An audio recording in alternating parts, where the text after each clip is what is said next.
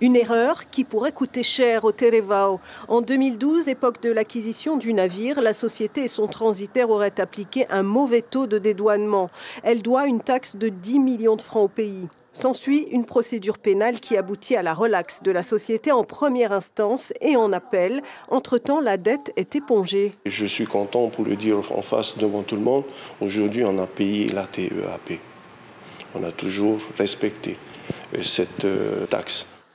Mais le pays se pourvoit en cassation. La juridiction qui, aujourd'hui, ne reconnaît pas la bonne foi des protagonistes, renvoie l'affaire en appel. Si la condamnation est avérée, l'amende douanière s'élèvera à plus d'1 milliard de francs, soit 2 fois la valeur du bateau, une somme démesurée pour la société. Nous, on ne dispose pas du tout de cette somme-là. Ça nous craint un petit peu. Et puis, tout en sachant, derrière, on est à plus de 40 personnes qu'on a employées derrière. Et qui était prévu d'origine à 27. On a fait de sacrés efforts sur l'emploi. Donc c'est tout ça qui est en jeu. Pour la direction des affaires maritimes, pas question de commenter une décision de justice. Le service du pays se veut rassurant. On ne va pas hypothéquer les suites d'une procédure judiciaire, on va attendre son déroulé.